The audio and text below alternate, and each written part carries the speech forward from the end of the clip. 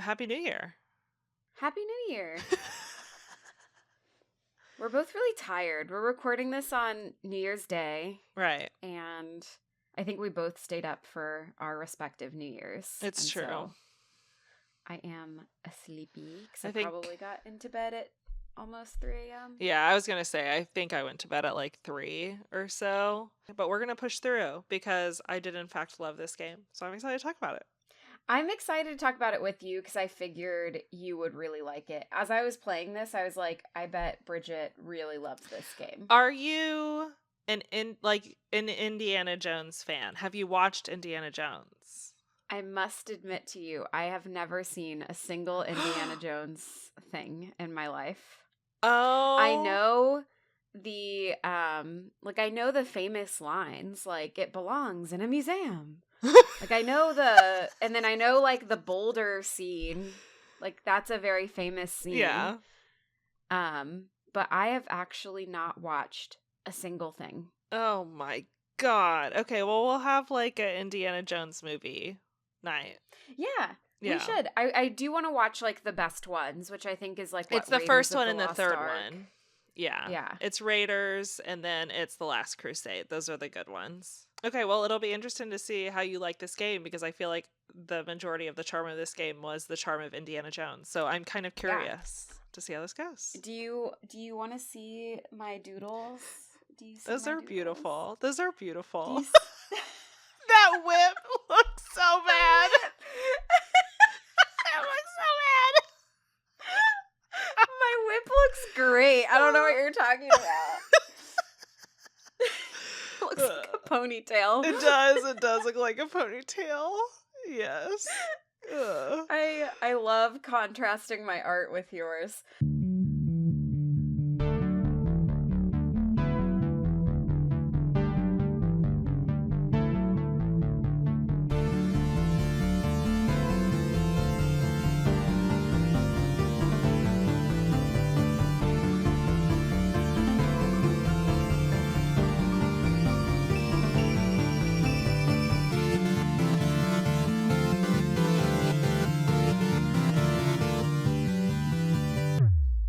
Hi, I'm Bridget.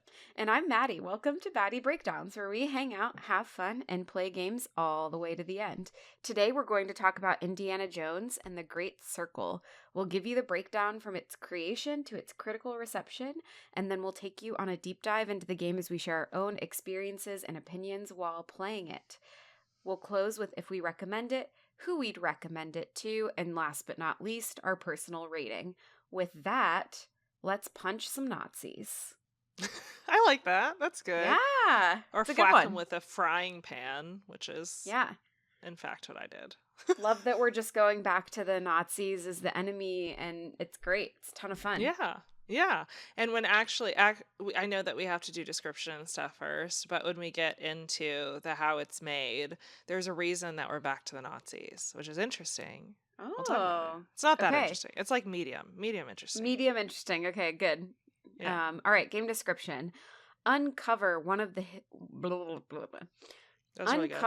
one of history's greatest mysteries in Indiana Jones and the Great Circle, a first-person, single-player adventure set between the events of Raiders of the Lost Ark and The Last Crusade. The year is 1937. Sinister forces are scouring the globe for the secret to an ancient power connected to the Great Circle, and only one person can stop them. Indiana Jones, TM. Does it have TM there? It does. That's why Amazing. I had to say it. You'll become the legendary archaeologist in the cinematic action-adventure game from Machine Games, the award-winning studio behind the recent Wolfenstein series, and executive produced by Hall of Fame game designer Todd Howard. Okay, Maddie took half of my how it's made. No, I'm just kidding. There you go. That's literally the whole description that they put in the, like, Steam and, like, That's game a website big description. That is big. I think they kind of are trying to capture all of the things that might make it interesting to someone, though, right? Because it's like, That's fair. This is where this game is set. It's not set when Harrison Ford is old as shit. You're going to probably be punching some Nazis. Um, and it is a action adventure. Like, it gives you the genre, and then it gives you the Mhm. creator, what they've created in the past, and then throwing in Todd Howard in case that also Just grabs in the last. case. Yeah. Yeah. Last ditch effort. It's like very designed, like this game Yeah. description is optimized. A very AAA game description, which is Yep. fine. Yep. Yeah. Well, we can get into how it's made then, if that sounds Let's do it. good. So I watched a speed interview on YouTube, which we can link. It was really, really fun. It was like 140 some questions, like Mhm. lightning round question with some of the creators of it. And I don't know, it was a really fun interview. And then I read an article on Game Rant, and that's where most of this information comes from. So, this game, as Maddie mentioned, was developed by Machine Games, which is the same studio that made Wolfenstein games. They are typically, my understanding is those are typically seen as like immersive sims, kind of.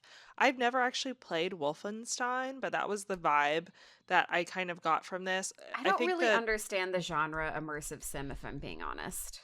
everyone is saying that the most immersive sim that I've seen online, at least, is like the Dishonored games. And in my opinion, I feel like Hitman also is. But they're like you are that person in the world and everything you do is related to you like enacting being that person. And in this case, like in Dishonored, I think you're like a thief.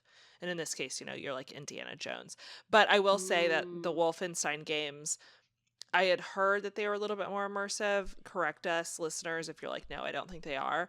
But the studio actually did say that even though this game is similar in some ways, not a lot, but in some ways to Wolfenstein, they do not consider this game an immersive sim, which I thought was really interesting because there are some pieces that did kind of feel like that, especially in the big open areas.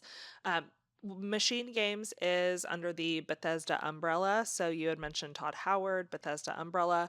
Todd Howard actually pitched this game to Lucasfilms in 2009. So a long Whoa. time ago. Yeah, and it was confirmed that the pitch that he made in 2009 was for this game. Like it was for this. And he was the one who actually came up with the idea of using the Great Circle, which is a real part of archaeology and history. So there's a real like rumor and theory around the Great Circle. I didn't read much about what it actually is, but it does exist. I'm sure it'd be really interesting to dive into. The whole story around the Great Circle and the story itself of the game was written by the game studio. So the studio, for the first few months of development, wrote up the story, and then they went to Lucasfilms for feedback and edits. But it wasn't actually really written at all by Lucasfilms. It was written by the game studio. They wanted to make sure that they led with this first. And they did have a lot of like different consults with Lucasfilms. They wanted to make sure that they like captured the Indiana Jones character and how it Mhm. felt and all that kind of stuff. So there was a lot of consulting, but at the end of the day, they did like really write it and come up with it themselves. One of the fun facts that they mentioned, which I love, is that Marshall College, which is the college I believe that Indiana Jones works at the beginning of this game, but also in Yeah. the first movie, never actually had a physical location. Like it was never mentioned where Market or where Marshall College was Oh. at. So they actually worked with Lucasfilms to pick where the location would be because they had to put it on a map for this game, Yeah. which is fun. So they actually added to the Indiana Jones So lore where of is like it? where it's in Connecticut, I believe. Connecticut. Cute. Yes. Yeah, so I thought that was really fun. And then because this game takes place between Raiders and Last Crusade, like you mentioned in 1937, some of the things that they try to do with this game were fill in the blanks that you kind of missed in between those movies. And I also, just as like a side note, think it's very hilarious in both of these interviews. They didn't talk about like Temple of Doom, which is the second movie. They just like totally avoided it, which I think is really funny. I don't like that movie. It's not very good. But the first between like the first and third movie, they have Marion, who's a main character, like the love interest of Indiana Mhm. Jones. And so this game kind of speaks to that gap because in the movie they don't really go into like why they broke up and then eventually get back together. And then he also in the third Oh, they do movie get back just together. yes, in the third movie they get back together. Ooh. At least I believe so. They're at least well, now I don't want to lie. Ugh. So then this new girl is like just an in between. She's totally an in-between. Gina never exists in like any of the other movies. She's He totally an just in-between. she just teaches him how to love again. Which you kind of get from the ending. Spoiler. Yeah. Yeah. But yeah, so Marion does exist in like future movies, including the fourth one. Again, I haven't seen the fifth one. But Marion was a gap, and then he also apparently, which I never actually clocked this watching it as many times as I did, but he is at a different college in the third movie. So that's one of the reasons that there's like a plot line in this game about like how he got fired from Marshall College, for being away so often. That was put in there specifically to like fill in some of those gaps, which I thought was pretty fun. The other thing that I wanted to mention was puzzles and how they like created them. Oh yeah. So in Wolfenstein, they actually never had a lot of puzzles in those games. The studio as a whole hasn't really worked on any games that have had puzzles, even though they mentioned that some of the individual team members did have history with other games that did have puzzles. Like as a team, they've never done that before. So they kind of had to work. They knew that puzzles were like a big staple of Indiana Jones and the movie franchise, but they weren't really sure because they were a little like new to that space, like how they were going to actually implement this and what it looked like. They just knew that they had to have them. So they talked a little bit about movie puzzles and like looking to the movie to see if there were things there to kind of pull from. But the problem with the movie puzzles is that even though they were a big deal, they were also really, really quick. Like they were a really short amount of screen time. He did not spend a lot of time solving them. They would not make good game puzzles. It'd be like an X on the ground, is I think like the example that they gave. They were very Mm-hmm. straightforward.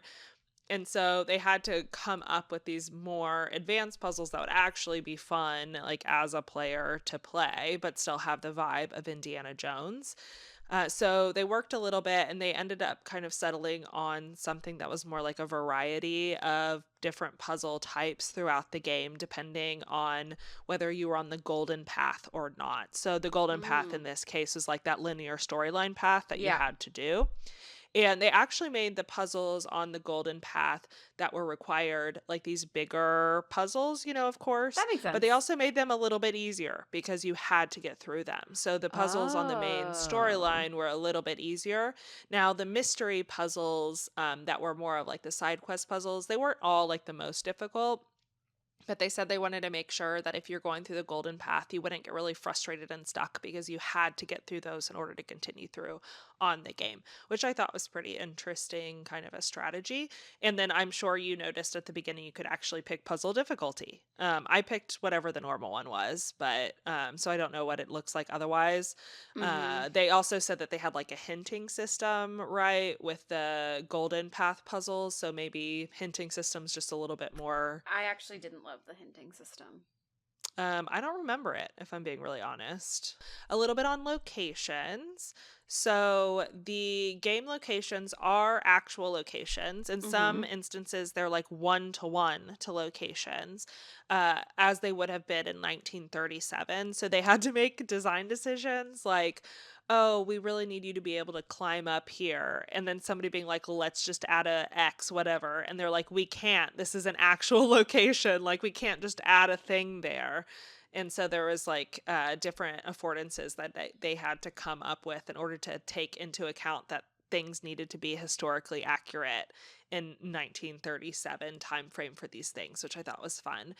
There was also things that were real and existed, like the Dream Steely. I think that's how you say it. One of Mm-hmm. the things in Giza that sits in front of the Sphinx, the Dream Steely. You Mm-hmm. actually have to use that to solve a puzzle, but that exists. Like there's a thing that sits in front of That's the cool. Sphinx. Yeah. Yeah, and so like you as a player, if you ever go to visit over there, you can't get up close to it, because it's historical and stuff. But if you see it over there, it looks like the thing that you engaged with in the game, which I think is really fun. And then The last thing that I'd mention is just on the voice acting. Troy Baker was the voice of Yep. Indiana Jones, which I think he voices pretty much every video game known in existence now. Is that accurate? Yeah. As a reminder to listeners, he was like the voice of Joel from The Last of Us, but he does a ton of voice acting work, an absolute ton. And he was the voice of Indiana Jones. I actually didn't recognize his voice, so I think that means he did an What? absolutely great job. Like he had the That is mannerisms of so it. funny. When we get to first impressions, that literally was the first thing I was like, is that Troy Baker? Like that was literally Really? the first thing that I wrote I down. Yeah. It took me like the note that I took instead was it took me a while like in that intro to realize that it wasn't actually Harrison Ford talking. Like Yeah. his mannerisms and the way he talked sounded so much like Indiana Jones that I didn't clock it for a while that it wasn't him. Yeah. So, fun. No, But it was yeah, great performance. I just like yeah. immediately clocked it. I'll be interested like I haven't actually read up on how other people felt about his voice acting and the experience. That might be something I poke at later, but I thought he did a phenomenal job for sure. And that's all I had. I guess like in the future there will be a DLC. It will be a complete narrative experience. That's not really how it's made, but a fun fact, I guess. Oh, that's fun. Yeah, I don't know what it'll be. They didn't like give a lot away when I heard about it, but yeah, that's all I got. Yay. Fun. That's a good how it's made.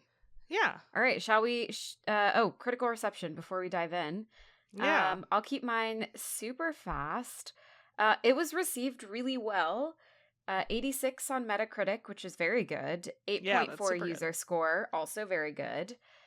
Very positive on Steam, not overwhelmingly positive. So some of the common negatives throughout both Steam reviews, user reviews on Metacritic, and then also critic reviews was just how clunky some of the AI NPCs were. Like Mhm. the kind of clunkiness of it and like some of the stealth sections, item management, and then kind of just repeated was like, oh, there's nothing innovative about this game. And I think that's fair. Like but I also don't think anybody was wanting like innovative gameplay in an Indiana Jones game. So Yeah. while I understand the criticism, I'm not sure I think it really matters sometimes. Yeah. Yeah. So the other thing is that some of the people on Steam and PC seemed to have some technical difficulties. Mhm. Um, Mhm. it needed a really high-powered setup, I guess, and people were not really understanding like why it needed that much of a high-powered setup, and Yeah. even really good gaming laptops weren't able to run the game. So Did you there play was this on console? I played this on console. Yeah, it's on Game Pass. Yeah. So Okay. I played it on Yeah. Yeah. Xbox, and it to me this was the kind of game that I would have played on a console anyways because I would want the Yeah. TV It's screen cinematic. experience. Yeah. Yeah. Totally. So the last one is that some people had motion sickness and there weren't quite enough settings to fully combat it. Yeah. So they didn't have like a way to turn off head bobbing was one of the things that they wished that they could Oh. turn off. And Yeah. then positives were that it was really true to Indiana Jones. Like so many fans were like, wow, this like was super good. The vibes were very Indiana Jones. They absolutely Mhm. nailed it. Obviously, I don't have an opinion on that, but you do. I do. People really liked the story, and then obviously amazing voice acting. I Yeah. think like even Harrison Ford during the Game Awards made a comment about how Troy Baker did a Harrison Ford impression that was like better than himself. And it's like, oh, okay. And then the one funny Steam comment that I liked was, I stayed up until 3 a.m. stealing medicine from fascists and taking picture of cats. 10 out of 10. That sounds right. Yeah. So it was Yeah. really, it was good. Like overall, really good. I think I had texted you that the one thing that I was confused about was the timing of this release. Yeah. The fact that it was like late From a November. marketing perspective, no, it was like December. Oh, early December. Yeah. I Yeah. honestly yeah. From a marketing perspective, it like fully missed all of the big moments of the year. And it kind of just Yeah. like is too early for next year. And I'm just like so confused by the choice to release it at this time of year. Um, Yeah. I mean, if big if GTA 6 comes out next year, like the no chance anything contenders are else. going to be insane. And then this year, I'm so sorry for anyone who absolutely loved the games and the Game Awards this year, but I thought they were pretty mid, and I feel like this game would have done a really good job up Yeah, against like those. yeah, it kind of missed like its moment to be in the zeitgeist, and it felt like, and you have Troy Baker, like one of the most beloved voice actors in your Yeah. game, like leading this game, and it's interesting. I was really confused by that choice. I actually think Yeah. it was a bad choice, and I think I this feel like game's if gonna they get would have unfortunately forgotten because of that. I don't know if I would go that far. I think that it probably would have gotten more renown if it would have done like beginning of November. But Yeah, I've seen a lot of really good things about it I guess online. we'll see. We'll see who's right at Yeah. the end of this year. Yeah. I'm Well, like I curious. honestly don't think it'll make it through like Game Awards stuff next year. I just don't see a world where like the Game Awards praises Indiana Jones just because it'll have been so long. But I also don't know how many people care about it other than Game of the Year. So, I don't know. I think people care about the Game Awards. I didn't start caring about Game Awards until like a couple years ago and decided to watch them. Like that was just never a thing. Like I knew Game of the Year and that was literally it. I think with a bunch of the big things now being gone, like E3 and like big gaming community moments like that, like conventions and stuff, I think it's Yeah. more like this year's Game Awards were watched more than the past years, and it keeps growing every year. So Yeah. I don't know, I I'd do be think that interested. people care. I Yeah. think people don't care Listeners, about, let us know. yeah. Yeah. Yeah.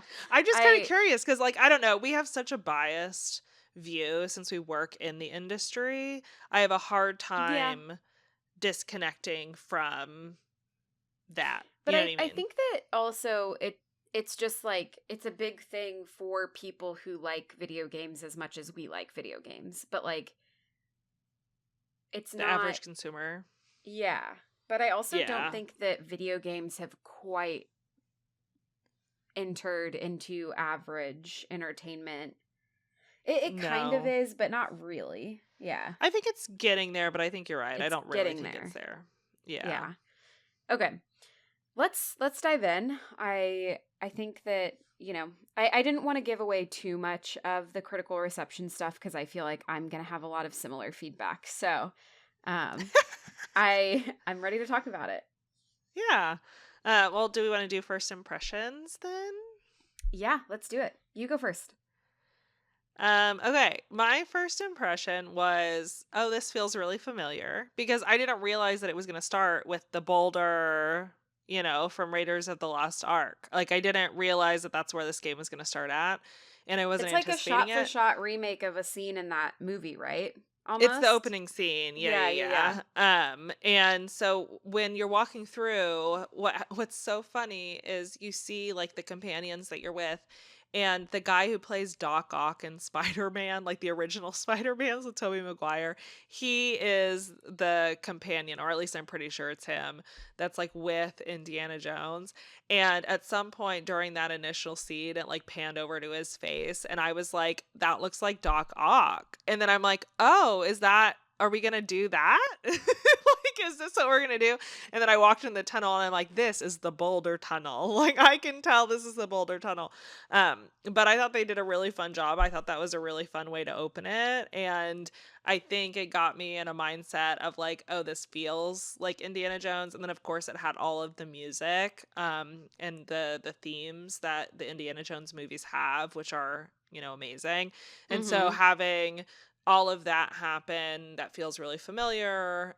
I think it set you up really well for it feeling like it was going to feel like Indiana Jones.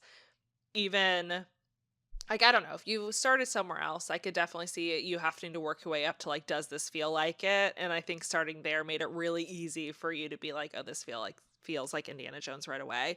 And like I said earlier, I honestly did not clock that it was Troy Baker. It took me a second because it sounded so much like Harrison Ford. I was like, this can't be Harrison Ford.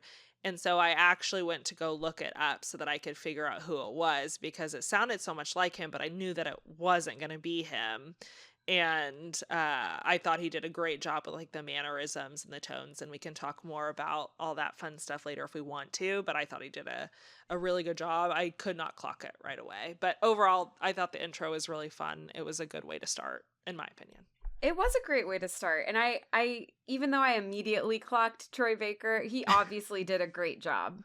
I Yeah.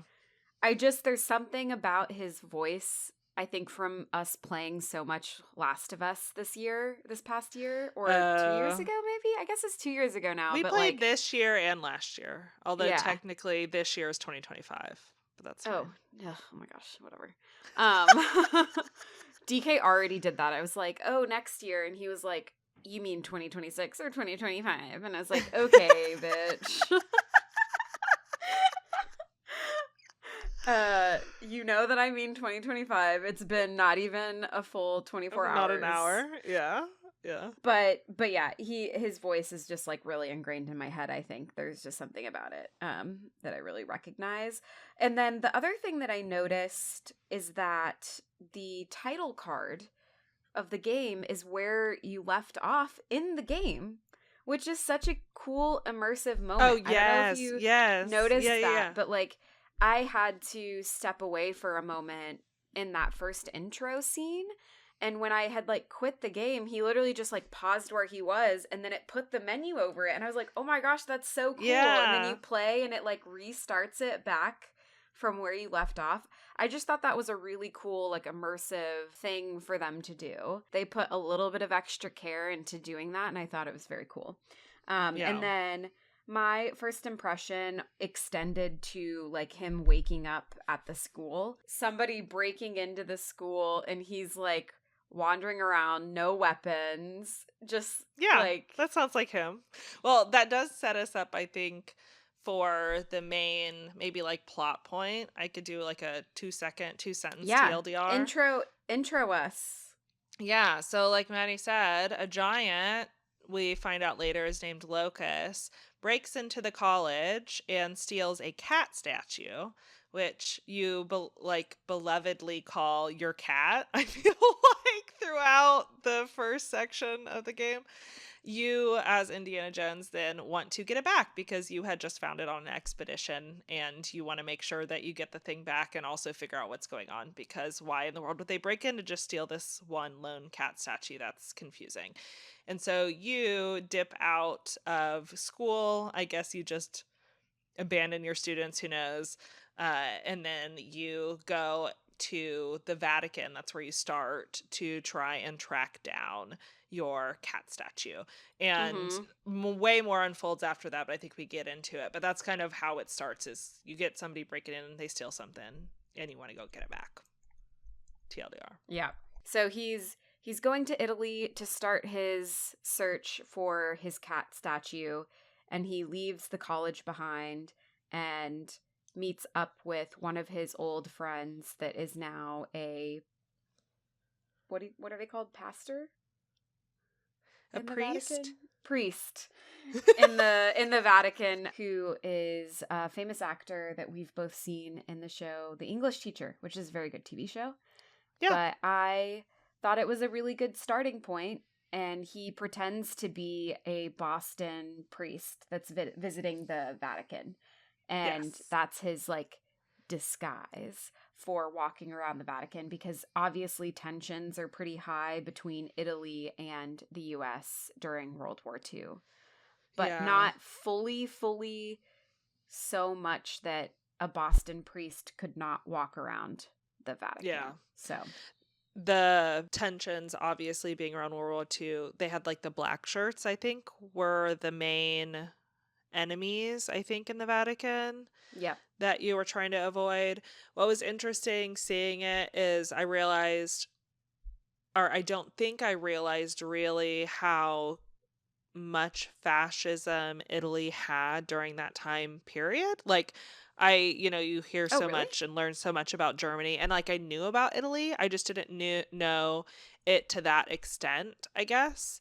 And I actually learned during some of our honeymoon this year about kind of the way that the Italian people think about it, because when we went to visit the Vatican, like our tour guide, he talked a little bit about it and said like how hush hush a lot of it was because they try to act like they're very separate from um the like Germany Nazis, whereas they were pretty Interesting. much, they had a very similar kind of fascist thing going on in Italy at the time, which I thought was, I don't know, I just thought it was interesting, and I don't think I connected the dots as heavily as I probably should have. Like I knew it existed, just not nearly as much.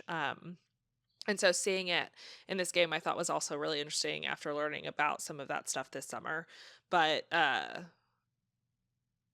I guess getting back to the game, I thought it was fun dodging them. Like you got to dress up in all these Yeah. different outfits, like Hitman-esque, where you pick up different ones and then you can sneak into different areas. And I am a huge fan of Hitman, so I thought that was a really fun way to do it. I also thought it was fun. I thought the let's do like a little overview of the game mechanics really quickly. Yeah, So once yeah, you yeah. get to Italy, you start to pick stuff up and then you have your journal, which is the main like thing that you're using to do objectives and stuff. Hmm. And the way the journal is laid out is in four different parts. So you have your adventure, which is your main quest things. So Antonio, for example, says, "Oh, hey, like you should go check out this thing that might give you some hints as to where your cat statue might be." And Yep. then as you start doing stuff, you pick up pieces like notes or magazines, or you hear conversations that start to hint at other things that you can do in the world. Right.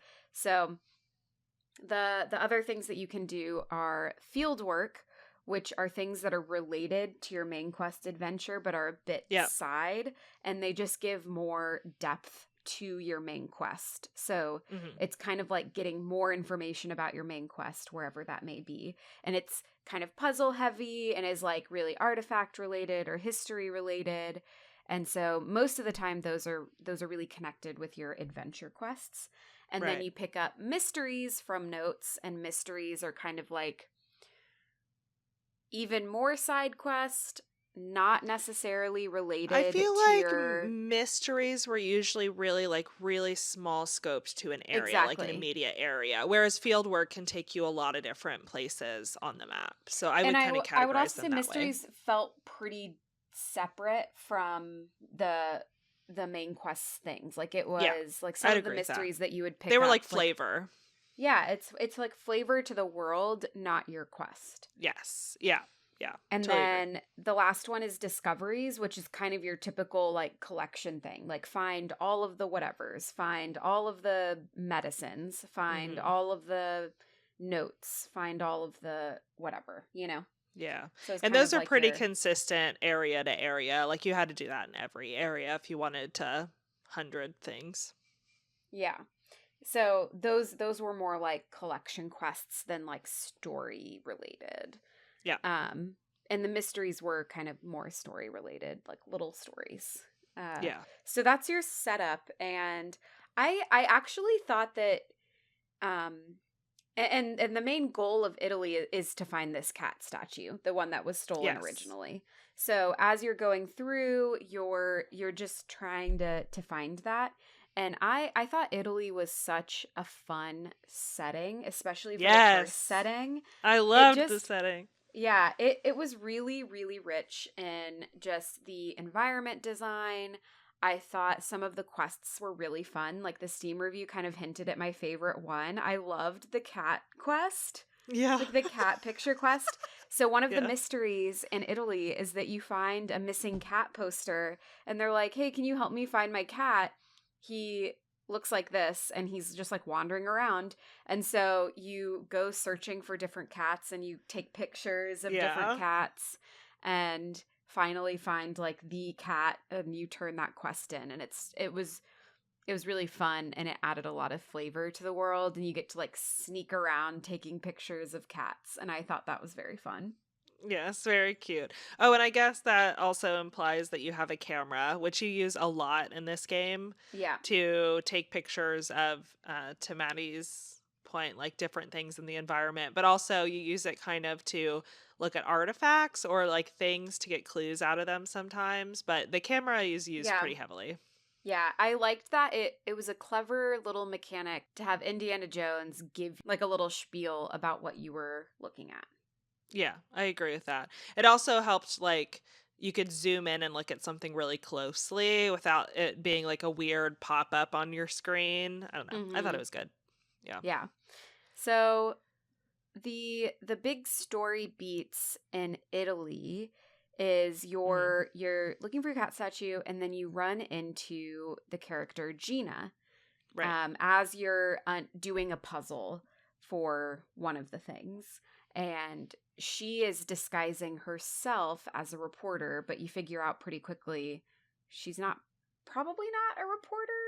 I don't actually know Wait. what her job is, or maybe she is a No, reporter. she's disguising herself as a As a nun and nun. she is a Oh, she reporter. is a reporter. Okay, okay, okay. Yes. So she's I was like disguising disguising herself. herself as a reporter.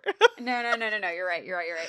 So Yeah, she's yeah. disguising herself as a nun, and then you find out that she's a reporter, but even more than that, she's actually just trying to find her sister. Yeah, like she's not really there for reporting reasons. Yeah. Yeah. And she kind of becomes your companion through the rest of the game once Hmm. you meet her in Italy. Um, and one of the other like big pieces of it is just like helping kind of beat up Nazis and like helping local people get around the rules that the fascists have set. Like the medicine thing that we hinted at. And every region ends up having it, but obviously it starts in Italy where the local doctor says, "Yeah, the fascists took our medicine and now we don't have enough medicine to treat people." Right. And Yeah. so part of your optional quests is you could go try to steal the medicine back from the fascists or Nazis Mm. wherever you are, and then turn it back into the doctor, Right. and in exchange for health or stamina upgrades, which was Mm. very useful, obviously, because that's the other two things that you're constantly looking at is your health and your stamina to do things like climbing and to punch things um And to and I punch also things. really loved how you could pick up fruit and bread to give boosts to your Yeah. Yeah, yeah. health and stamina. And it was also very funny because I was just imagining like Harrison Ford in Italy running away from fascists, like Like shoving eating a loaf of bread. toast. Yeah. Eating a loaf of bread Yes. for health. It was It really was fun funny. too because they made the fruit and the bread local to the region that you were in, which I thought was a Yeah. really nice Yeah, like touch. I there's thought that was good. biscottis for Yeah. Italy and then when you get to the other regions, yeah, they're locally relevant. That was pretty Yeah. fun. I think the big thing in Italy that we haven't talked too much about is the Nephilim Order, which is also when you discover what that is. Mm, Which ends up playing like kind of a big role, but not a huge role. You find out that Locust, that giant dude that stole the cat statue, is probably a part of this thing called the Nephilim Order, which is theoretically older than like the Vatican itself. And so mm-hmm. it has secret areas in the Vatican that are like underneath it. And so a big part of the main quest line is solving puzzles to figure out how you get into these places of the Nephilim order so that you can find out more information about your cat statue. And I Mm-hmm. was thinking the thing that hints us to this, Maddie, because I did remember, was that medallion. You like find a medallion hanging off the Yeah. window in the college when it gets broken into. So you have like this old medallion and you're trying to figure out how to use it, and you find out that in the Vatican there are places where you can like place the medallion and then things open up for you, which is fun. But you are trying to like figure out how you get into the depths of the Vatican in order to hopefully figure out where this giant is and your cat statue. Yeah. And that's kind of where it ends is you finally get to your end spot. You're with Gina and Mm. she's trying to find her sister who was maybe kidnapped from by the Nazis Yeah. because her sister, Dr. Lombardi, is like the most prolific and famous linguist. Yeah. And so there's something that the Nazis want her to do for them and have taken her. And she's trying to find her sister. And so she is like partnering up with Indiana Jones for that purpose. And the very end is you find your cat statue, and the giant is there trying to protect the cat statue, and Right. And this like a is bajillion where other artifacts, which and a bajillion very other cool. artifacts. And then, unfortunately, after you beat up the giant and get your cat statue back, the Nazis walk in and They break the statue. yeah, they Yeah. smash the cat statue. And obviously, Indiana Jones is hiding and Gina is hiding, and they're like watching this. And it's actually like Mussolini himself, right? That has Yeah. They let taken them in. Yeah. Voss, and then you get introduced to the main big bad of this game, who is the Nazi Voss. Yeah. And he breaks the cat statue. There's a little thing in the cat statue that he takes, and that's when the rest of the game kind of really kicks off, because they didn't want the cat statue for the cat statue. They wanted Yeah. it for what the piece of thing in it. Like a tablet, It I looks like a guess. I don't know. puzzle piece almost, like a Yeah. stone puzzle piece is what it kind of looks Yeah. like. And that is where I also started to feel like the giant stuff, which maybe we'll talk more about. It felt kind of icky to me because it was very Mm. apparent right after that that they were on the same side. And so Oh, what yeah, felt Giant and Indiana icky, Jones. yes. So what Yeah. felt icky to me was how like Indiana Jones treated them in some places, and Mm. especially in Egypt. I was like, this feels bad to me. I really like didn't Mm. like it because it felt so obvious that they were on the same side of like trying to keep these things out of the hands of the Nazis. And I also felt like, and maybe this is just an Indiana Jones thing, and I know I'm like really overthinking it, but I was like, well, what gives Indiana Jones the right to like be the person that protects these artifacts? Because every time he tries to protect an artifact, it literally just hands it over to the Nazis. Like, Yeah. you know, Yeah. like he's like, oh, like only I can protect these things. And it's like, well, no, there's literally this entire race of peoples who like is protecting this thing, and you think you're better than them and you're beating them up and murdering them. Um and that feels really bad to me. So Yeah. I think that, but that we'll get more into that later. But yeah, like after this piece, I was like, oh, they're on the same side. They should just work together. And I think it took way too long for them to realize that themselves. For I me. agree with you that it took too long, but they did work it out. I feel like the vibe that I had gotten from it was a little bit more like it felt obvious they were protecting it, but it wasn't necessarily clear that they had already lost so many. You know what I mean? Like there has already been, I think they are only missing like 3 at the, I know we haven't talked about what it is that they're missing, but like of all the puzzle pieces, I think there's only Mm-hmm. like 3 left. All the rest have been taken. And Yeah. so I think there's probably a little bit of this is Indiana Jones, right? And like I got to make sure that this stuff doesn't get into the wrong hands, and there's only 3 left. But I agree with you that I think once we got into like Sukhothai, the Sukhothai region, I was like, why are you guys fighting right now? Like this should be really obvious at this point. And that took a lot longer than what I expected it to. So I do agree with you for that because it felt really obvious. It felt really Yeah. obvious. Yeah. Yeah. Okay. So there's Italy. I I also really liked Antonio as a character. Like that was my other like main comment about Italy. It was probably Oh like yeah. my favorite region because I thought Antonio was just so much fun. Like I liked, in each region you have a local that you Yeah. partner with, and I think Antonio was my favorite local of all of them. I liked Antonio a lot, but I was a little biased because I just like his character, like the character actor, like the actor. The actor Yeah. who's playing him. I actually think that I liked the Vatican the most, more because it felt really tight. Yeah.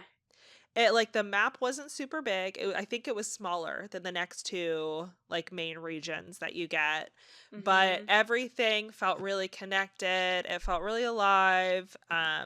That's also where I got a lot of the surprises because what I noticed is that the big regions were a little bit repetitive in some of the main things that you were doing outside of like the main quest line. But to your point, like all the collections, and you find at some point like an underground fighting ring for like the black shirts when you're in Oh, I Italy. didn't And do then any of that. Did you do that? oh yeah, I did all of that each time. It actually those were the best things to do first because you always got an outfit for the enemy and then you didn't have to sneak very much at all through any of the enemy territories. Yeah, yeah, yeah. Um and so like the enemies each time had like an underground fighting ring. But like the each of the areas had a lot of like those core things repeated. And so I felt like for the Vatican, you got a lot of the delight for the first time discovery of some of those things. The map was a little bit smaller, but in my opinion, very like I said, like tight. Mhm. And to your point, I thought the characters were super lively because that's also like I loved the meet cute with Gina was super fun because you're both like you're not a nun, you're not a priest. Like I don't know, it was Yeah, fun. yeah, yeah. It was fun. And then there was like a scene that felt probably one of the most Indiana Jones feeling scenes, which was when you are in um oh gosh, the Sistine Chapel. You're in the Sistine Chapel and Gina's like, "Follow me." And when you're trying to follow her, somebody else interrupts you and is like, "Oh my God, like I always wanted to give a confession to like an American priest to come give a confession." And then Indiana Jones is like, "Okay, I guess." And then ends up like punching him in the confession booth. Because because he was asking too many questions and then realized he wasn't actually a priest. Um and that just felt hilarious and felt very Indiana Jones. So, like, I thought some of the really fun moments were in the first area. I still liked the other ones, but I definitely feel like the Vatican was number one Yeah. for me. Yeah. I agree. Um okay, the last thing about this is from a story perspective is at the very end you follow Voss cuz you're trying to figure out where they're going with this Right. puzzle piece and you end up sneaking onto their blimp. Gina goes first and then Indiana Jones follows. And then also as you're like getting onto the blimp, you run into the giants again and you start fighting the giants again. And I was just like, stop fighting the giants. And then they're also like both The fighting the Giants were Nazis at the fighting same time. you for what it's worth while you were trying to get up there. They were fighting you. Yeah, but it felt to me like, I don't know.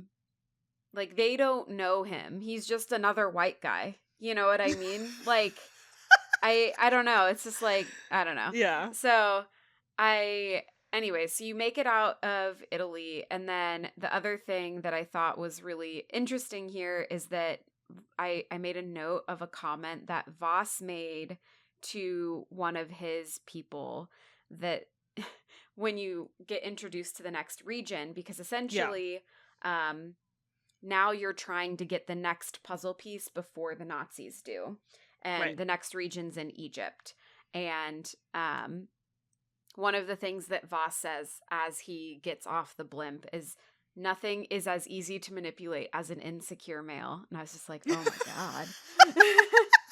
I do remember that line now that you say it. So true. So true. Too real, too Because real. they're like asking Voss like how he thinks he's going to be able to get the artifact from the people, and he's like, nothing is as easy to manipulate as an insecure male. And I was like, wow, this is so What a line. true.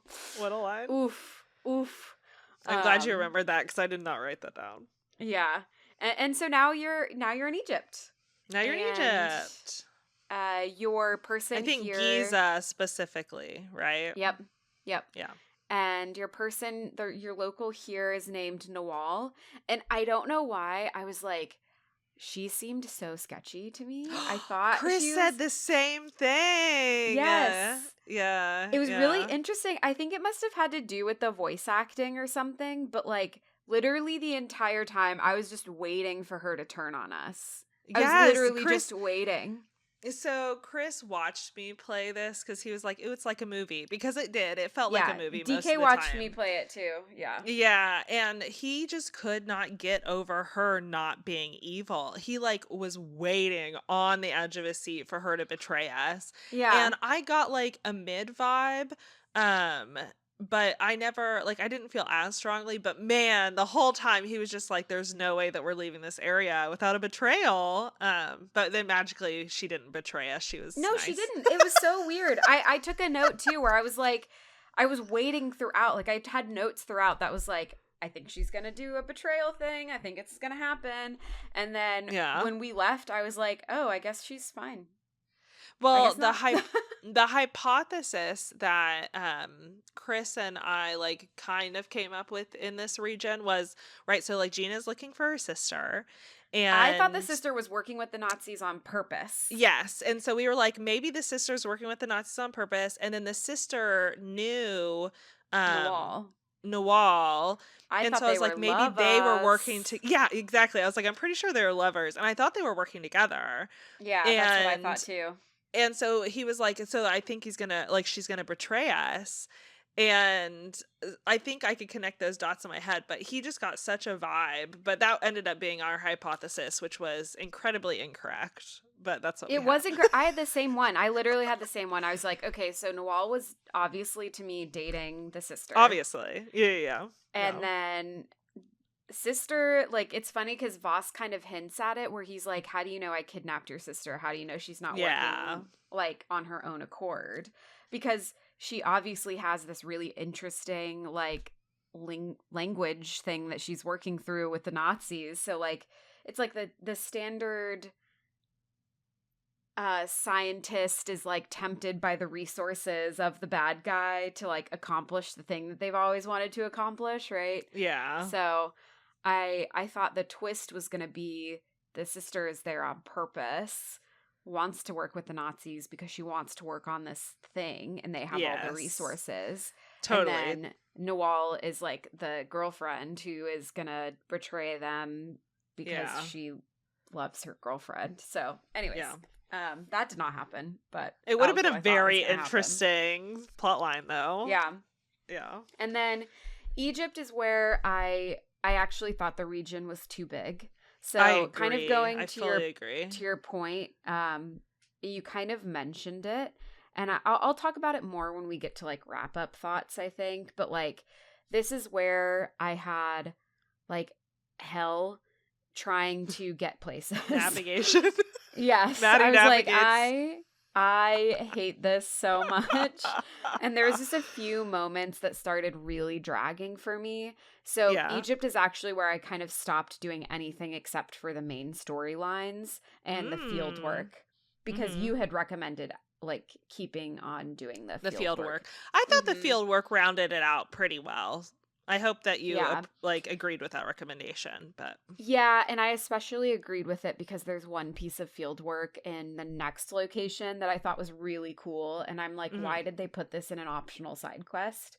Yeah. Um, but yeah, Egypt was less interesting to me as a region. Um, and I just thought like everything was a little too spread out, so like navigating places just took too long. Did you But ever I, use the signs to fast travel? huh? You can fast travel. No. Oh. Yeah. Oh no. I didn't um know that. So each of the areas had a sign in front of the main places that you go. There'd be like 6 or 7 in each region. And then if you go Mm-hmm. up to the signs, you can fast travel directly to the different regions. Damn Rest in it. peace, Maddie. That would have been really annoying. Especially in Sukhothai when you have to boat everywhere. Did you not Yes. even use them in Sukhothai? No, I didn't know that was a thing. I literally boated everywhere, Bridget. Oh no. I So literally sorry. boated everywhere. And then okay. Well, okay. I wanted to mention one thing. I thought the Egypt puzzles were really cool. I liked them. Yeah. But I did run into a really bad bug that Oh. that they still have not fixed for people. but sometimes Gina will not. There's like a part where you have to lift Gina up to do a thing, Mm-hmm. and she got stuck and couldn't walk up to the thing to like give her a boost because she got stuck. And Oh. so the only way to fix it was to literally like walk behind her in this like, because you know how if you like walk behind an NPC, they'll like scoot out of your way a little bit? Yeah. Yeah. I Yeah. Oh literally my had to God. And do you like had that. to scoot her up? I had to scoot her all the way across this like tomb thing to this place to boost her up. And that Oh was my like the Reddit thread that I found that was God. like, unfortunately, this is the only way to do it. And it took so much time to get her to move Oh to that location to man. boost her up. So there were a That would have been few. rough. That And would then have I been absolutely also rough. ran into a really bad bug in Sukhothai where my boat disappeared. But it didn't, but it was weird because Gina and the boat were still making sounds. You But couldn't my call it boat, back? well, I wasn't near something to call it back. So I had to swim Oh. to a radio station to call it back. And it was like a whole thing away because I was off doing some like side quest that didn't have a radio station. So I Yikes. ran into two really bad bugs that kind of Those are also pretty ruined. bad. Yeah. The bugs that I ran into were super minor. I had written a couple down, but they were mostly like weird timing issues that sometimes I didn't feel like were perfect when I was like trying to jump sometimes. And Mm, then I had like some clipping stuff. yeah. But other than that, I didn't really have any issue. Those would have been very frustrating. So I totally get those. I cannot Oh, I believe you can't had to believe you actually can push fast her. travel. That's actually so upsetting. Yeah, I'm really sad for you not knowing that you can fast travel because I figured it out in like in the Vatican. You run into a thing like right away, and I never really used it in the Vatican because it was so small. But then in Egypt, I used it all the time because everything was so spread out. You're running through the I just desert thought for it was like a 30 sign. seconds. I just Oh thought it was no, a you sign. can. I didn't. Yeah, yeah, yeah. Yeah. I'm so That's so sorry. upsetting. That's so upsetting. Now, pros for Giza, I will say, is the sequence when you have to sneak into the Nazi base and then like pull up a flag and blow stuff up That with was fun. Nawal, and then you have to like crawl through a crumbling cave to like escape really fast. I and then at some point you like fall out of a ceiling Yeah. into like a room with Voss, and the whole thing was a good combination of like cinematic, great pacing from like a story perspective, but you were Yeah. also like playing a lot of it. And I really loved that sequence. I thought that that whole little I area agree. was a great part of the game, and it also had a lot of like sneaking that you had to do really strategically, and you couldn't get by it by having an outfit of theirs yet because they actually locked the place where you got the outfit. Because like I went to go find the outfit first, and they wouldn't let you get the outfit until you finished like the area. And The then area. as soon as I finished the area, they let me get the Nazi outfit so I could sneak around. But like I thought that whole area was really well Yeah. sequenced, and I really liked that part. I did too. I'm now realizing that a lot of my frustration with that was probably not understanding that there was a fast travel mechanic, which I also think is a failing of the game design if Yeah, you if it didn't tell can't you. if they don't tell you that you can Yeah. fast travel. The again, I also thought that it felt really bad to murder the blind giant. Like that felt Yeah. really That bad. I one was the actually bad hated one that. for me. Yeah. But everything else was really fun about that. I was just like very frustrated by the whole giant storyline, if I'm being honest. So, what's the big story beat in Egypt that you learn about these pieces? Um, there are all of these different things scattered around the globe that are in a convenient like ring around the world, like Stonehenge and Machu Picchu and the pyramids of Giza. And this perfect ring is something that they call the Great Circle.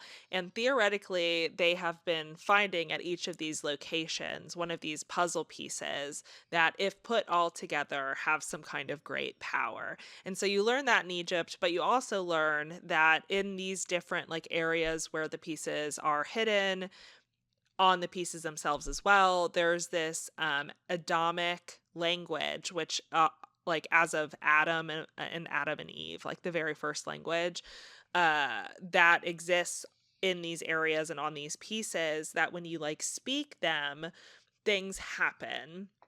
And so in one of the areas in Egypt, you can go into a place and you can speak the Adamic languages in order to get into the place where the piece is located for like this region. And so by the time you are attempting to go to the Himalayas to find the sister, the main reason is because the sister was in Machu Picchu with I believe is Machu Picchu, with the Nazis, and they had found a piece there, and then they had spoken the Adamic word on the piece, and then appeared in the Himalayas.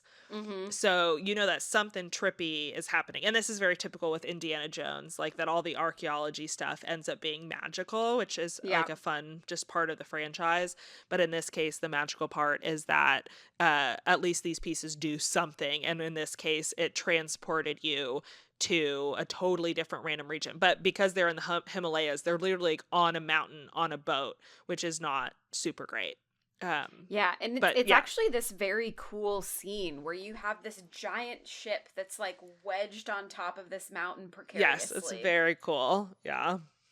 And then once you go into the boat, you sadly find the sister and a bunch of Yes. Nazis frozen to death. Like there are no survivors on this Mm-hmm. because they are literally at the top of a mountain It was in the very Obra Himalayas. Dinn-esque. Yeah. And Yeah. I again, like I also kind of thought that like the walking in this game, I'm like, I don't need to walk this much to the boat. Like, get me to the boat. There was like Is a that sequence. long? Yes, it felt so long. Everything I thought felt it was really so pretty. long to me. I reject that piece of feedback. I feel like it was Okay. really pretty. I didn't mind the walk. That's fair. That's fair. And so the other thing that I thought was like pretty sad is like, I mean, the sister is dead, so that is sad. Yeah, And that was I don't think sad. I was expecting that. I mean, like I said, I was expecting the twist to be that Laura's like working with Voss, not Right. dead. But she Yeah. is dead, and you do find notes that she was trying to like defy the Nazis in her own way. Mhm. So she ends up being fine, which is like boring, but whatever. Like she ends up being like a good guy and dead, and I think that's a boring choice, Yeah. but that's fine. Whatever. And then you actually get to a really cool thing that I really liked Yeah. this sequence actually, where Mhm. the Nazis catch up to you and you're fighting them on this boat, and then the boat starts tipping over the edge of the mountain. Yeah. And these are the parts that I really loved. I loved these types of sequences, and each region had this, like, each region had a sequence like this where it was, like, pretty actiony and, like, cool, and I really liked this one, and leading into the next one, Mhm. I really enjoyed this whole stretch. Also, it was, again, like, very tight. Like, it was, like, a very tight amount of gameplay, which I think I just prefer than Yeah. big open.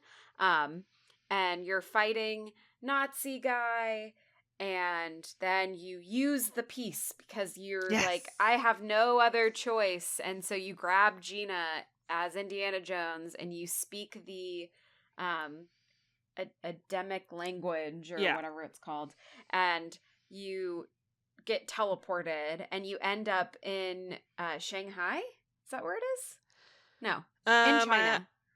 I think in China. Yeah. I'm No, not it's sure definitely which. China. I just can't Yeah. remember which I can't remember city. which city, but in China. Yeah. I think Where it's World War Shanghai. II is actively happening. Yeah, but definitely China. And I totally actually forgot that, like, the Japanese did a bunch of horrible stuff to China during World War II. I completely forgot about that.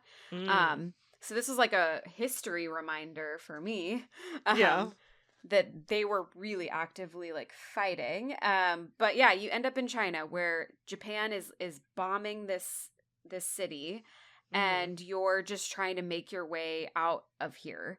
And it's this like very active war zone, and you are running from Japanese like bombers and planes, and then you steal a plane and start flying the plane Yeah. yourself to get out of Which was really fun. Yeah, it was really fun. and you use the plane to like shoot at the other Japanese bomber planes, and it was very Yeah. fun. I liked that whole thing, and then you finally like make it out of there. But that's where you kind of learn about the power of the Great Circle, is like you can get anywhere at any Yeah. time. But it can't, at that point, it can't really be controlled. Like you said the word It and then you wasn't just ended up controlled, in a yeah. place. Yeah. Yep. Mhm. Yep. And I thought for a second it was like you end up in the exact opposite of where you were, but then I was like, oh no, that doesn't make sense Mm. because Nepal is not the opposite of China. So I thought maybe it was Yeah. like a line thing where it was like, oh, you could teleport like through That's the an earth interesting to the thought. exact like Yeah. opposite, but that's Yeah. not what it was. Mhm. That was just like one of my theories. And then they did make a comment though that was like halfway across, like this is halfway across the world, and I was like, Nepal is not halfway across the world from China. I'm sorry, but that's okay. Uh, Really nice try. and then I also wrote like, is Gina annoying or do I have internalized misogyny? Because I found her to be so annoying throughout this whole game.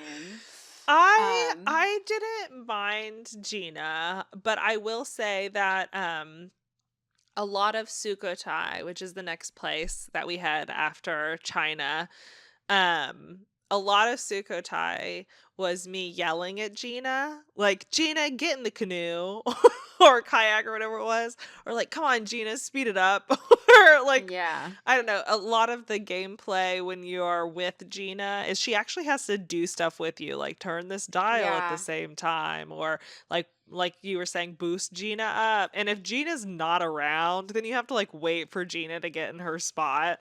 And so Yep. I will say that I did spend a non-trivial amount of time like um yelling at Gina to get her act together. But I don't know that I found her too annoying. I wish that they would have made her um like they gave her depth during the clear story sequences, but when you were out in the world doing stuff with her, you didn't get a lot of No. like casual talk. Like, I guess I'll poke on like The Last of Us, right? There was a lot of during the walking time, you like Joel and Ellie, oh my god, it took me so long to remember Ellie, like them talking back and forth. And that built so much of the story was like their conversation together. And I feel like they had a really fun opportunity here to do that kind of thing with Gina because she's with you so Mm-hmm. often. And they didn't really take advantage of something like that. Like Gina really didn't talk much in Sukhothai, even though you're with her like the whole time. Whereas in Giza, she mostly sat in the tent with Nawal. But in Sukhothai, she was with you like almost the whole time, and Yeah. she still didn't really talk to you much. I don't know. Yeah. Um, and also, fun fact: Sukhothai is Thailand, modern day Thailand. I looked it up. Oh, Yep. oh, Um, okay. so just as to help, like, because I was like, I have never heard of that before, but so I googled it, and Yeah. it's what Thailand used to be called. So, Oh, fun okay. fact. Yeah, yeah. Yeah. So you're in the next region, and this is where I noted I am bored of this formula. I don't like it anymore. I just want to do the story beats. But Ooh, okay. Yeah, also yeah. keep in mind, I did not know fast travel was a thing, so I was boating everywhere, all over this god Which was dang hard to place. navigate. Yes. Yeah. And I stopped at boating at almost this point, it was immediately. just very formulaic, and I just got very bored of the formula. And at this Mhm. point, and I just was over it. Um, and so I did do the field work, and I really, really loved the field work where you go out to this cave and you touch the poison dart frog. Did you do this one? I don't think I did that one. Okay, tell me about it. Okay, I'm going to keep talking about it and maybe it'll jog your memory. So essentially, Okay. you go to this place and then Indiana Jones accidentally touches this poison dart frog that has hallucinogenic No, properties. I definitely didn't do this. Oh, and then you go into this like really trippy, cool sequence where you're like hallucinating the entire story beats up until that point, but you're also like walking through your old college, like from the beginning of the game. So you're like walking and then at one point you're also like on the ceiling, like hanging upside down, like walking. And it's No, very okay, now cool. that sounds familiar. Maybe I did do it. I don't remember remember a poison frog, but I do remember like Well, weirdly that's walking through the city, or not the city, the college. yeah, it's like very trippy. It's like a very Okay. trippy Okay. Yeah, yeah, sequence. yeah. Okay. Yeah, Yeah. yeah. Continue. And it's kind of like a character growth moment too, where he's kind of like thinking about everything that's happened up until this point and thinking about his relationship that failed Okay. and Yeah. Yeah. meeting all of his old characters and about how he got fired from the college, which they start talking about like more because he left. Instead of teaching, he left to go do this quest Instead that of you're on. doing And his job, he left. yeah. And then they're fired and he's like, you can't learn archaeology in a classroom. You got to do it in real life. And I'm like, okay, well, where are your students then? Where are you students? Actually, Sounds we like you do just find a want. student in Sukhothai, if Yeah, you you do. remember You that. do. Yeah. Yeah. You do. And then it's very cool. It's like a very cool, trippy scene. But the impetus for it is that you touch this like hallucinogenic poison dart frog. Okay. I apparently just blanked that part out of my memory, but I do remember the Yeah. trippy college scenes. Yeah. I liked it.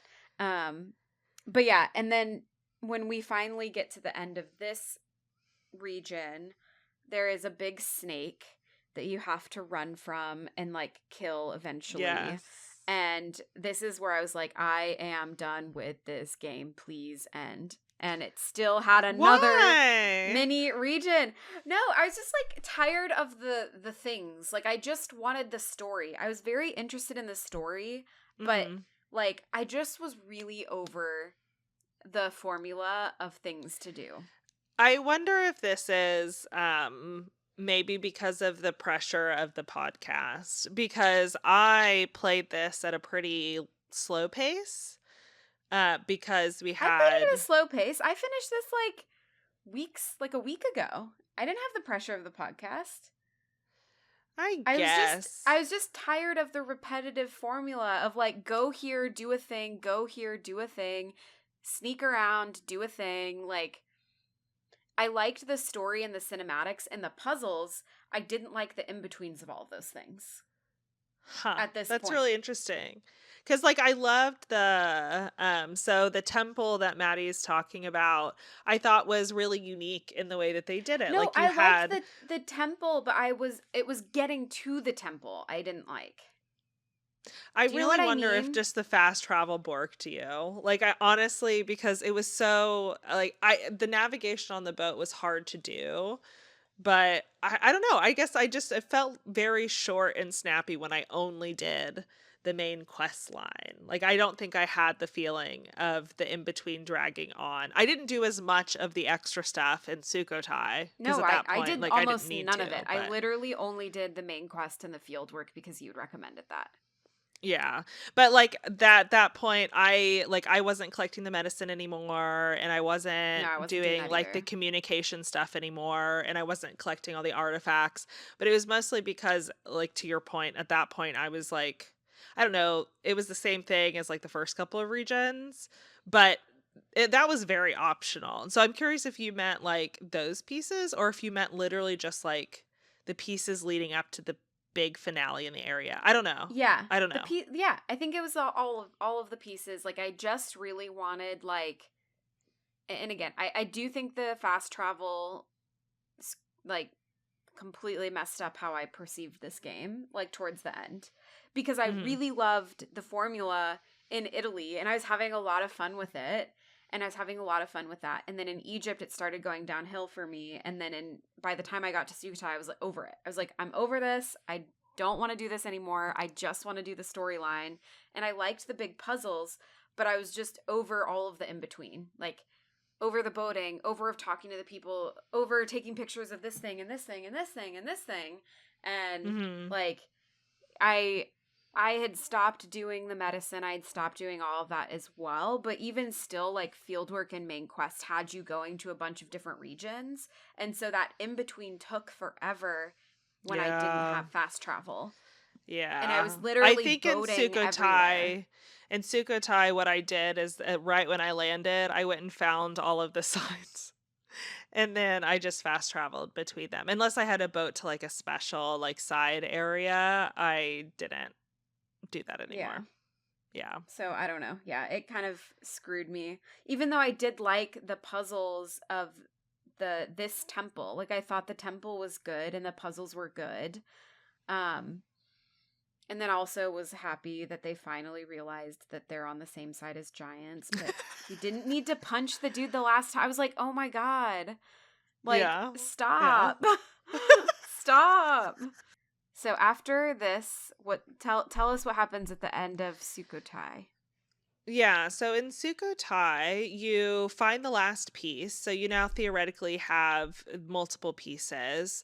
But whenever you get that last piece, you are bombarded with Voss. Of course, he finds you. Gina falls off a waterfall and gets taken by Voss. You partner with Lotus, the giant, and say, we need to go get her and the piece. So Locus, it's Locust, not Lotus, right? It's Locust. Yeah, it Locust, is. yeah. Yeah. Locust takes you to go get Gina. There isn't really some big additional storyline here other than what's happening with the Sukhothai people. There's like a militia and they're fighting back against the Nazis who are like, like entering in. And then there's also their own like army there that they're fighting up against. So there's a lot of like unrest happening, but I don't think there's too much with the Great Circle left that we discover here. There is a really fun side quest with a former archaeology student where you see her, and I wonder if she's going to be part of the DLC because she ends up Oh, wait, in this losing. Noah's Ark area? No, like in the end of Sukhothai, like Oh, okay. yeah. She like loses a hand, and it's very dramatic. So like I wonder if she'll be a part of the DLC or not because she ends up living. Oh, Um, yeah. I Did you totally not do that missed part? that. Okay, it was I thought it was one of the field works, I'm pretty sure.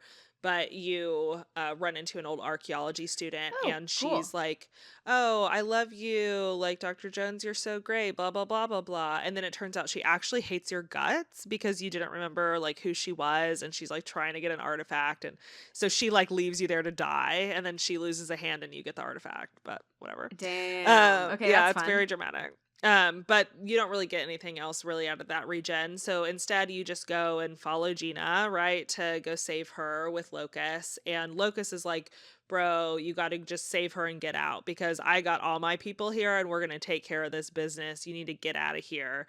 And then you're like, yeah, okay, totally. So when you go and get Gina, I think at this point you're in Iraq and like the Ziggurat, Mm-hmm. if I'm remembering right. Yep. And you go to rescue Gina, and then Gina is like, no, we have to keep going. And you as Indiana Jones are like, no, we gotta like get out of here. Locust told us to get out of here.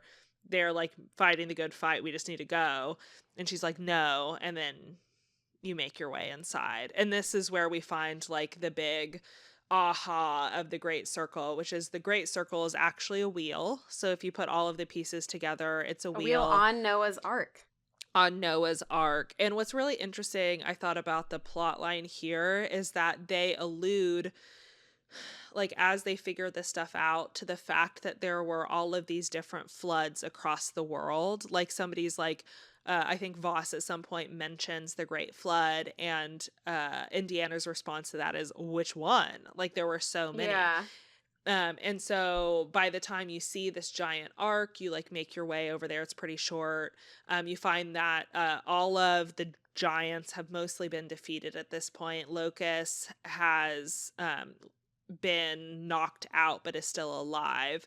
Mm-hmm. You run into Voss. He gives you this big speech about the wheel and like all the power they're going to get from this arc, and then you go up to the place to be able to like speak the words on this wheel as they put it together. And at this point, all of that stuff happens, and then of course booming thunder, and it starts to flood. And it was so funny to me because Voss is like, what? And I think Locust is like, what did you think was gonna happen? You literally talked about the flood happening around all of these. Did you not think there was gonna be a flood? What did you expect? I don't know. He just thought he was going to be able to drive his little boat wherever he wanted it to be able to Yeah, attack that's what anyone at Voss any time. thought the thing was going to be, is like full power to drive this arc like wherever. Yeah. transportation, yeah. But Yeah. instead it initiated a great flood. Yeah. Great. Yeah. Yes. And then that's pretty much it. You have like a final boss battle with Voss on Yeah. the top of the This part ship. was actually so funny because he mentions, he's like, I'm very good at karate. And it was, I thought this was really funny. And then we started fighting him and I was It like, oh, was. you are good at Yeah. karate. Like you weren't I lying. agree. I I had agree. to give my controller to DK in this moment because I could Oh, not did beat you? him. Yeah, I was like, I was having like, I just couldn't manage to like dodge him I think all correctly. of the underground brawls helped me out here because I did do that in every region, and those are pretty hard in Yeah. order to beat all the levels. So at that See, and I point, I did could none of do those. the Yeah. hand-to-hand combat pretty well. Yeah, yeah, yeah. Yeah, I did none of those. So, but I Yeah. did think it was funny, and like it wasn't like I had tried a ton. He was watching me play it. He was right next to me, and I died twice, Yeah. and I was like, I don't feel like doing this, and I just gave him the controller, and he beat him. Yeah. Um, and then Locust is like this like chosen one situation and fixes it. Hmm. That's like the other piece. And he like Yeah. goes into this portal with Noah's Ark that I think is heaven, but No, it's unsure. not because there's a special ending if you unlock all the artifacts, and it tells you what happens. Oh, you didn't do Yeah. that? I didn't do that. I just read about it. So I don't know what it actually is, but I think he ports himself to Antarctica. But I don't know what happens after that. Oh, so maybe that's what the DLC is going to be about. Maybe. Um oh, and then Voss dies. And Voss dies. Yep. Yeah. He gets like laser beamed through the wheel shenanigans. And then Yeah, you which is also like Locust warns him. He's like, get out of the way. And Voss is like, no. And he's like, I yeah. warned you. And then he just gets totally Yeah. vaporized. But that was also very Indiana Jones for him to be vaporized in front of yeah. And then you and Gina theoretically would go off into the sunset, but instead he's like, nah. And then Gina's like, love somebody one day, and then they leave. And Yeah. it's over. They do kiss though. They do kiss, but it's like not a we're together kiss. It's a like it was fun Goodbye. kiss. Yeah. Yeah. This was fun. Bye. Sorry about your sister. Glad we saved the world. Bye. Yikes. Yeah. Yeah. But yeah, I thought it was overall really fun. Like the story was really fun. It felt very true to Indiana Jones, even though I haven't played or watched the movies, but like it felt very, very true to the vibes. Maddie's educated guess is that it's true to Yeah. Indiana Jones.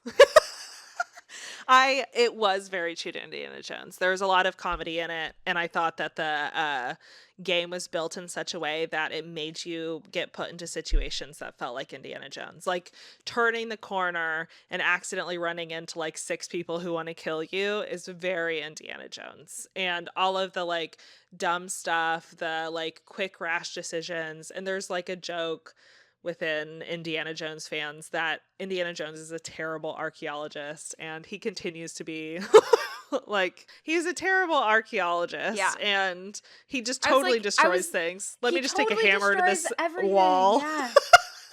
I actually again, thought very that as I was typical. doing this, I was like, the hubris here Yes, is yeah. insane. Yes. He's just yes. breaking into these like priceless areas and like totally wrecking them. Not a very good archaeologist. And I thought that this game was very true to that. Yeah.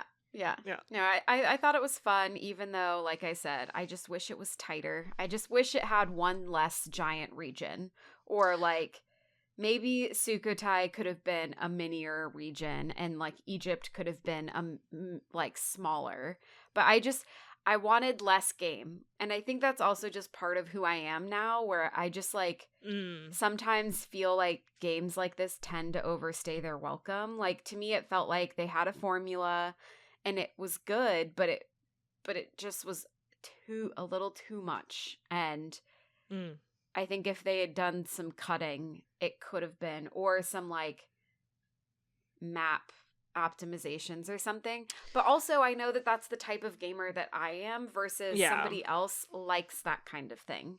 So I wonder too though if I agree with you that I felt like the second 2 regions were more spread out than I would have liked. But I was thinking back to the interviews that I read about how they made the regions look like how they look in real life.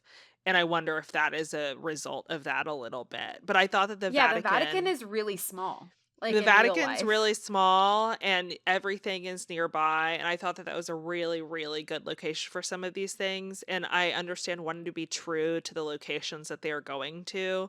But I agree with you that, like, as a result, those last two regions, they were very spread out. And it made it hard for it to feel as lively as the first region did. Even if you went Yeah. to, like, the little town area in, like, Giza, it still was like, oh, just that little town area versus a lot of the running around you did was in the sand, you know. Yeah.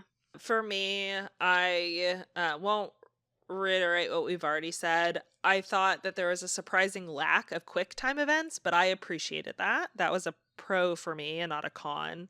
Mhm. Um, they made their cinematic scenes cinematic. You watched them, they were good, well done, well shot, and I didn't have to worry about pressing a button speedily in the middle of them, and I did not mind Yep. that. I know some people might like that, but I don't, so that's fine. The stealth I thought was fun. I know that people had mentioned the AI and that kind of thing, but I didn't mind. I had a good time. Uh, and I liked and I thought that it was very needed that they had breaks in between the big areas of Giza and Sukhothai. I thought that the Himalayas and the China like airplane shenanigans were much Mhm. needed to both do like a story movie kind of pacing, but also just because those areas were both just so big that I thought having those in between is needed, and I like that they did it that way. Um, the dislikes that I had, I don't think I had the same ones that you did. Those things I didn't mind as much because I just avoided them and I also had fast travel. I did write down that I thought that the big areas had very similar missions, like a huge chunk of them that weren't the two ones that I told you to do, the field work, everything outside of the field work felt pretty repetitive.